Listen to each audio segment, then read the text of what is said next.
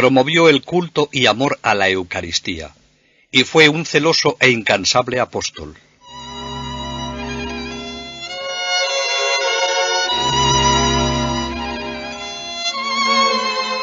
Si puso gran interés en la enseñanza del catecismo como fundamento de la vida cristiana, tuvo siempre una gran inquietud y puso empeño por despertar el culto y el amor a la Sagrada Eucaristía.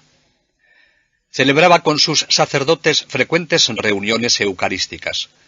Impulsó las órdenes del Santísimo Sacramento que estaban en un estado de decadencia. Ordenó que el viático fuera llevado a los agonizantes no como a escondidas, sino con el acompañamiento del pueblo que reza. A sus sacerdotes les dice que impulsen la comunión frecuente y a ser posible diaria, insistiendo también en la comunión de los niños aun de tierna edad. El culto a la Eucaristía, el deseo de que Jesús fuera recibido con las debidas disposiciones lo más frecuentemente posible, fue algo que llevó siempre en su corazón y al que después, siendo ya papa, dio gran impulso.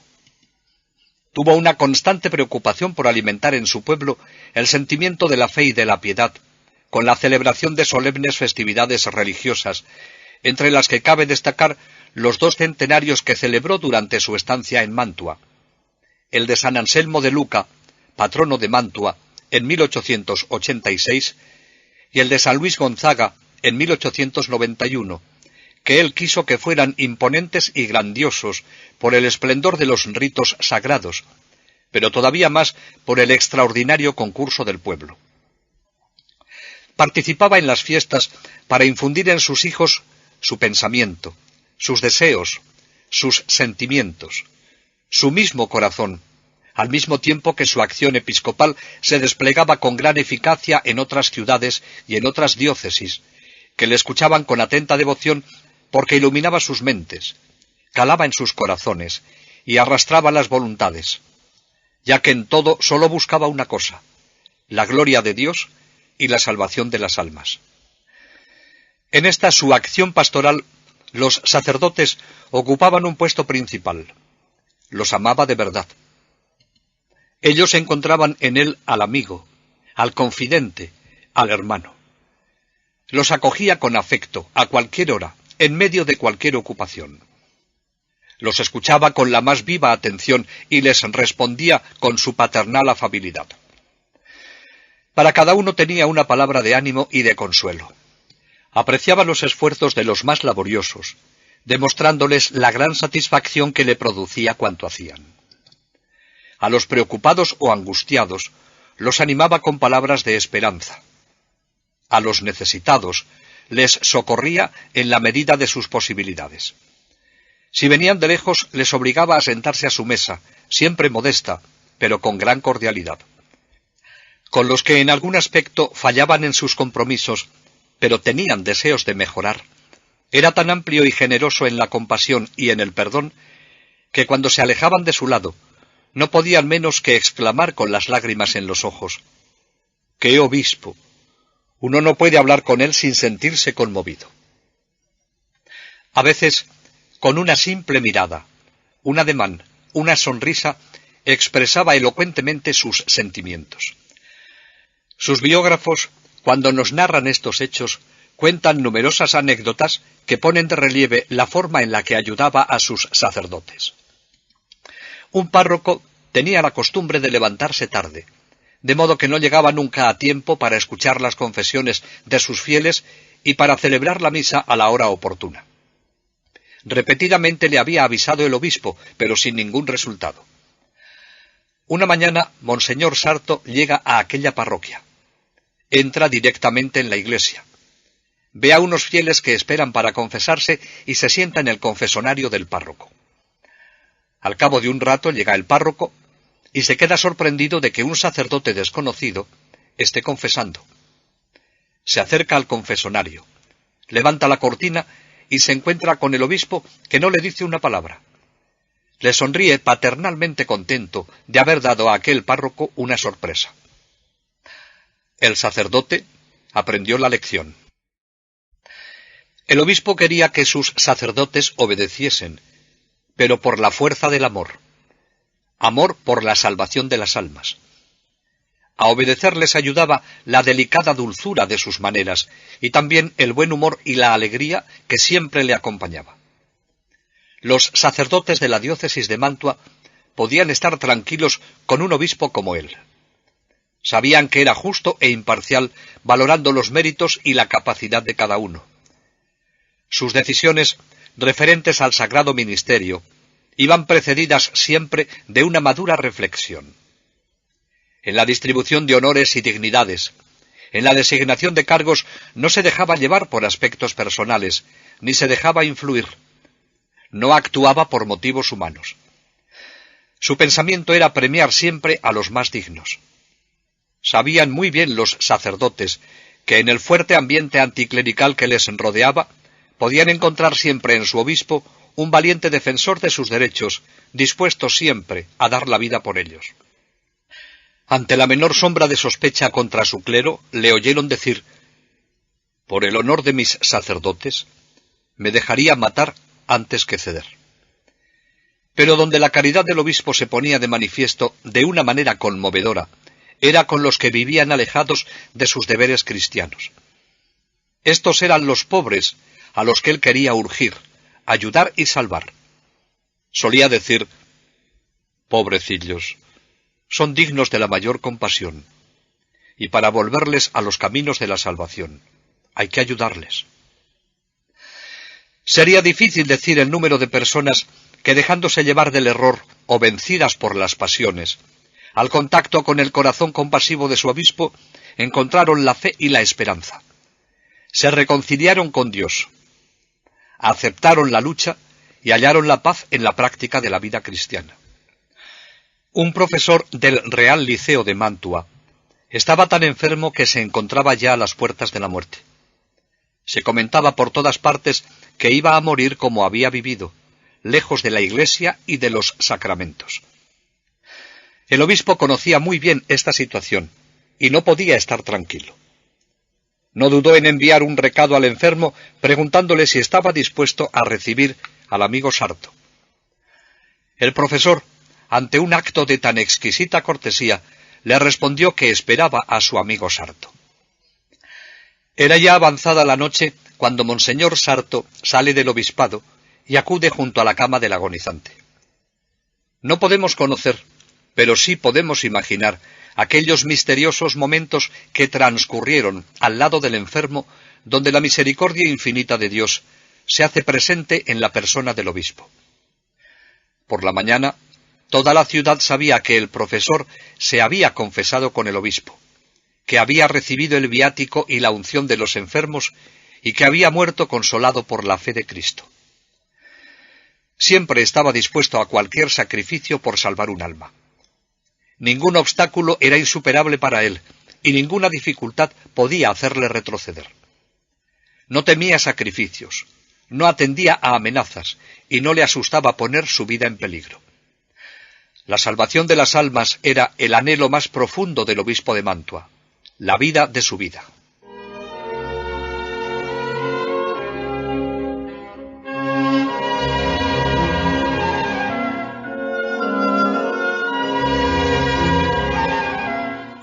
Supo juntar la firmeza con la amabilidad y bondad.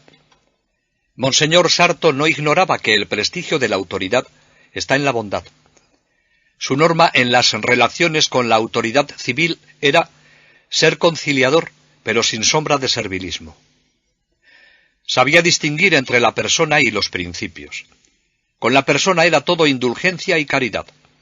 Con los principios era intransigente, porque tenía plena conciencia de aquel deber que, superando todo respeto humano, no sacrifica nunca la libertad de la acción y de la palabra en perjuicio de la justicia y de la verdad. Era una firmeza lógica, creyente y sincera, que a su tiempo informará la política del futuro Pío X. Puesto ante los derechos de Dios o de la libertad de la Iglesia, de la santidad del culto, de la grandeza de la doctrina católica o de la salvación de las almas, este obispo no admitía discusiones, no atendía protestas. Era inflexible y estaba dispuesto a dar su propia vida. Nunca abdicó de su dignidad de obispo, ni jamás permitió que humillaran su autoridad pastoral, cediendo a los términos medios y a las componendas que constituyen la política de los cobardes. Pero las autoridades civiles no tuvieron que adoptar postura distante ante Monseñor Sarto. Les ganó con gentileza exquisita. Envió un saludo atento antes de su llegada. Les ofreció sus respetos en otra ocasión. Dio por supuesta una benevolencia a la que no tuvieron más remedio que responder. Así fueron más eficaces sus protestas cuando surgían motivos de fricción. Sabían los enemigos que Monseñor Sarto, tan bondadoso, tan benigno, era un adversario potente que estaba siempre dispuesto a desenmascarar la maldad sin temor a las consecuencias. Alcanzaron resonancia en toda Italia sus protestas con el proyecto de ley a favor del divorcio y contra los atentados contra el culto. Los ayuntamientos de Italia celebraban el cumpleaños de Humberto I. La Comisión de Festejos de Mantua pensó coronar la fiesta poniendo un Te Deum en la catedral y un acto en la sinagoga de los israelitas, numerosos en la ciudad. El obispo juzgó que la seriedad de la religión quedaba mal parada y desautorizó el programa. Los mismos judíos, para quienes el obispo tuvo siempre atenciones delicadas, comprendieron que su decisión era razonable. Fue siempre fino y gentil con la aristocracia mantuana, elemento que había que tener en cuenta en la ciudad. Le querían y le mostraban su afecto, dándole los subsidios necesarios para sus andanzas entre los necesitados. Sabía afrontar las dificultades con decisión y con afecto. En una ocasión había nombrado párroco a un dignísimo sacerdote. Pero según la opinión de algunos hombres de aquella parroquia, aquel sacerdote no era adecuado para ella. Un día se presentaron al obispo para exponerle las que creían sus razones y persuadirle de que nombrara otro párroco. Monseñor Sarto, después de escucharles, les dijo que mantenía el nombramiento del párroco. En otra ocasión, en Poggio Rusco, baluarte del socialismo, donde el número de los niños bautizados no llegaba a la mitad de los nacidos, se quería conmemorar el aniversario de la muerte de Garibaldi con el bautismo de unos 18 niños, entre los cuales estaba un hijo del alcalde. La ceremonia debía ser acompañada por el himno garibaldino, interpretado por la banda del pueblo. El párroco había avisado que bautizaría a los niños, pero que en la iglesia no toleraría ni música ni himnos. Los socialistas prometieron respetar el rito sagrado. Pero apenas comenzada la ceremonia, irrumpen en la iglesia, cantando el himno de Garibaldi al compás de la música. Inmediatamente el párroco interrumpe la ceremonia y telegrafía al obispo, notificándole el abuso de aquel grupo. Ni corto ni perezoso, al día siguiente se presenta el obispo en Poggio Rusco y da orden de que toquen las campanas. La población, llena de curiosidad, se dirige a la iglesia. El obispo sube al púlpito y les dice: «Desde este momento yo soy vuestro párroco, y me quedaré aquí hasta que hayáis bautizado a todos vuestros niños. Entretanto, desagraviaremos al Señor por la ofensa que le inferisteis ayer». Bajó del púlpito e hizo exponer a la pública adoración el Santísimo Sacramento. Nadie protestó y todos rezaron con el obispo. Empezó enseguida a predicar en forma de misión, y así continuó los días siguientes, con un fruto inmenso para aquellas gentes y con una gran alegría para los padres, que vieron descender sobre sus hijos la gracia regeneradora del bautismo, administrado por el que ya consideraban santo. Con sencillez manifestaban que hasta entonces no habían visto un obispo como este.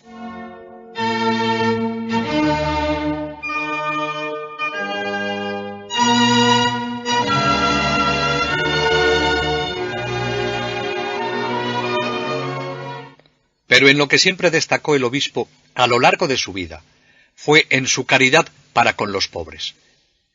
Les llamaba sus queridos amigos, más aún, sus benjamines. Los amaba de verdad y los recibía a cualquier hora del día, porque bajo sus harapos, con los ojos de su gran fe, Él sabía descubrir al que siendo rico se hizo pobre por nosotros. Y le parecía revivir momentos de felicidad, cuando en las ceremonias litúrgicas del Jueves Santo les lavaba los pies y, arrodillado en el suelo, se los besaba como si fuesen los pies del Señor. Por ellos se olvidaba de sí mismo, y no era raro que se encontrase sin un céntimo, a lo que ya estaba habituado. Parecía como si su lema fuese poco para él y todo para los pobres. No excluía a nadie de su caridad, y aún menos a los que podían ser sus adversarios o enemigos de la Iglesia, logrando así a veces darles, junto con el pan, la luz de la fe cristiana que habían abandonado. Todos encontraron en este obispo un socorro pronto y generoso para satisfacer sus necesidades. Los indigentes, sin seguridad ante el mañana, miserables perdidos en la vida sin la luz de una esperanza, enfermos privados de lo necesario y familias nacidas en la pobreza o caídas del bienestar en la miseria. A todos acogía con afecto y ayudaba en la medida de sus posibilidades. Nadie recurrió a él en vano y nadie se marchó con las manos vacías. Un testigo ocular contaba así una visita a Monseñor Sarto. Me encontraba en la plaza de la catedral. A la derecha, severo, el palacio ducal que recuerda toda una historia de empresas atrevidas, de arrogancia y de magnificencia. Enfrente, el antiguo palacio de los Gonzaga, ahora residencia episcopal.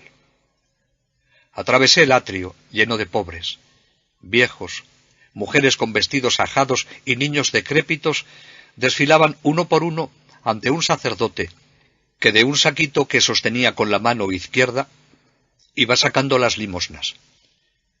Aquí se repite la caridad de San Lorenzo Justiniano, dije yo, dirigiéndome a un hombre, que me pareció el portero. Y tanto, señor mío, repuso. ¿Y esta caridad se repite aquí tantas veces? Es un ángel este obispo. Todos le quieren bien. Este fue su estilo siempre, desde sus primeros años de coadjutor, que no dejó de practicar nunca. No puede extrañarnos que la ciudad entera de Mantua, sin distinción de partidos o de clases sociales, de ideas o de fe, mirase a su obispo con amor profundo y sincera admiración, y tuviesen ya de él la idea de que era un obispo santo.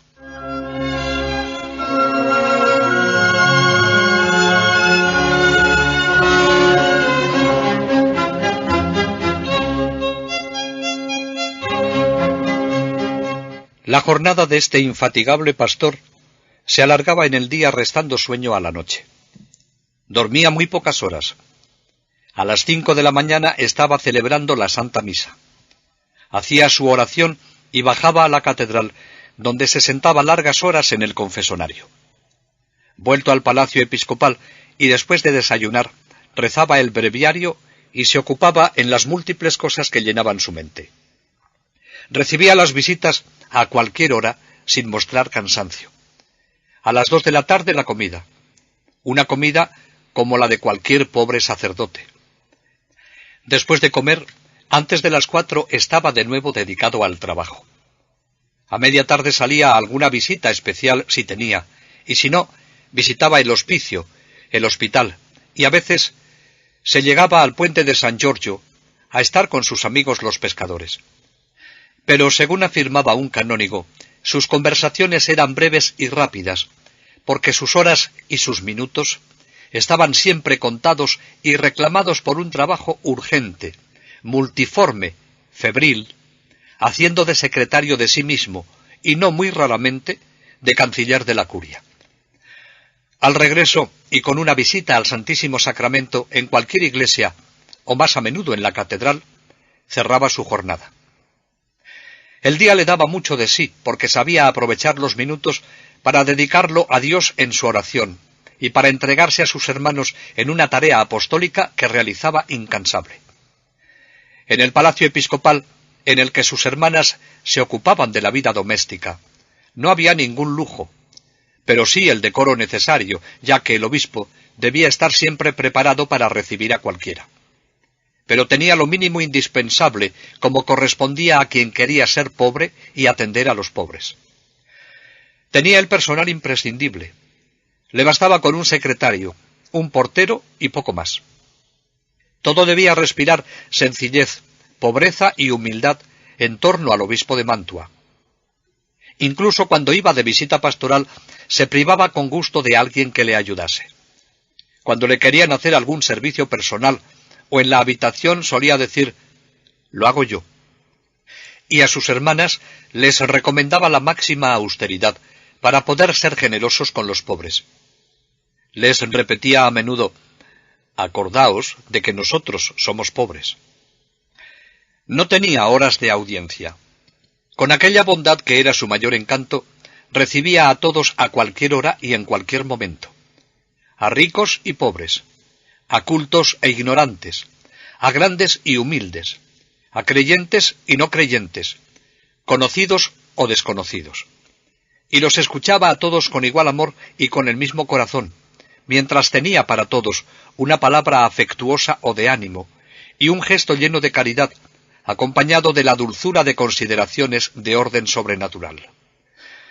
Sería imposible contar las lágrimas que enjugó, los dolores y desgracias que consoló, las miserias que en el obispo de Mantua encontraron conformidad, resignación y alivio. Con razón decía el cardenal Parocchi, vicario de León XIII, cuando decía que el obispo de Mantua, Monseñor Sarto, era el mejor de los obispos de Lombardía.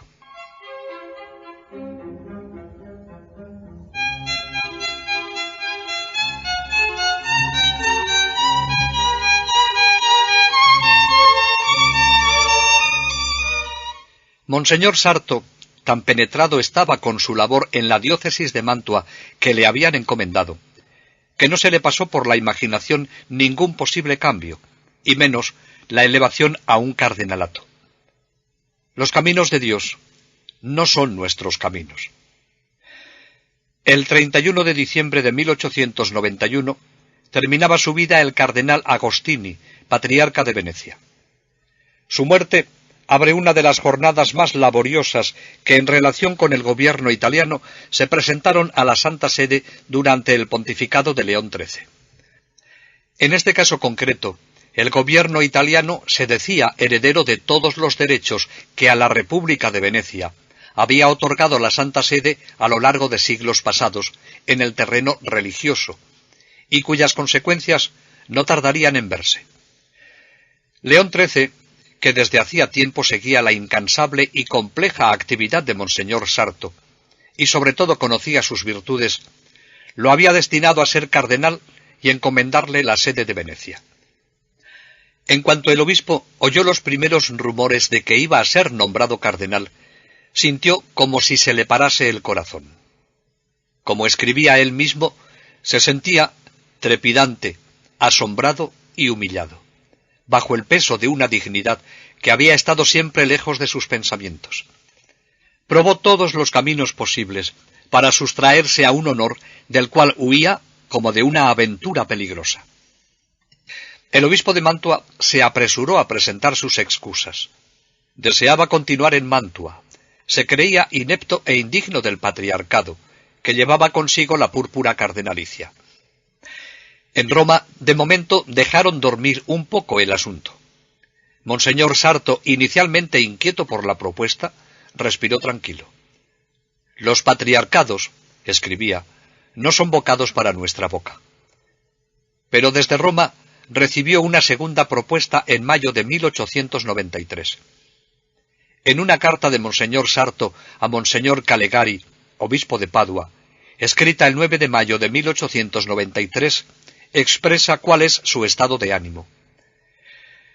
He escrito enseguida, aduciendo los motivos que deberían mover al Santo Padre a dispensarme de los honores de la púrpura romana, y estoy aquí entre el temor y la esperanza, pero más abatido por el temor que confortado por la esperanza.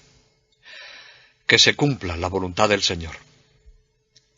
A la propuesta renovada que le llegaba desde Roma, acompañaba una carta reservada del cardenal Rampolla, en la que le daba a entender que si rehusaba nuevamente, ocasionaría un grave disgusto al Santo Padre, que tanto lo quería y apreciaba, por lo que no le quedó más recurso que obedecer, aunque en su interior humildad no pudiera convencerse de que el Papa le hubiese nombrado cardenal, y por eso escribía: «Es algo que debe parecer a todos increíble, porque es increíble para mí mismo». Monseñor Sarto comprendió y aceptó, y procuró disimular. No tenía interés en que se divulgase la noticia, pero el 12 de mayo, la Voce de la Verità escribía: «Creemos saber con exactitud que en el próximo consistorio Monseñor José Sarto, obispo de Mantua, será promovido a la sede patriarcal de Venecia». Al día siguiente se confirmó la noticia. Monseñor Sarto fue recibido por León XIII el 7 de junio. En conversación afable le manifestó su propósito de crearlo cardenal como obispo de Mantua, antes de nombrarle patriarca de Venecia, con objeto de que apareciera claro que los honores se tributaban a la persona del obispo como recompensa a su trabajo ejemplar. En el consistorio secreto del 12 de junio de 1893, León XIII lo nombraba cardenal. La mañana del día 15, en la Capilla Sixtina, el cardenal Sarto, después de los juramentos del ritual, recibiría el capelo y sería promovido al patriarcado de Venecia. Nuestro santo, como oprimido por una indecible angustia, lloraba. Por aquellos días escribía al obispo de Padua: «No le digo nada de los afanes y de las inquietudes de estos días. Bástele saber que en el consistorio público, y aún más en el secreto, creía morir. Me he mantenido fuerte mientras he podido, pero al final del juramento, algo que no pude prever me nubló la vista. Me cortó la palabra, y tuve que avergonzarme de mí mismo delante del Padre Santo y de los cardenales, porque yo no podía dominar las lágrimas que aún ahora me saltan de los ojos». Lloraba, pero desde todos los confines de las diócesis de Treviso, de Mantua y de Venecia, subía una ola de incontenible entusiasmo, que era a la vez himno de alegría y canto de amor. El 21 de junio, a las 6 de la tarde, tomó posesión de su título, San Bernardo de las Termas. Pronunció un bello discurso, señalando 3 motivos de alegría: que fuera una iglesia suya con tan cercanos recuerdos de mártires, que estuviera confiada a unos monjes que rezarían todos los días por su cardenal, que tuviera como titular a San Bernardo, el santo de la Virgen María. Paso a paso recordaba este nuevo cardenal las predilecciones de que la Madre del Cielo le había dado muestras.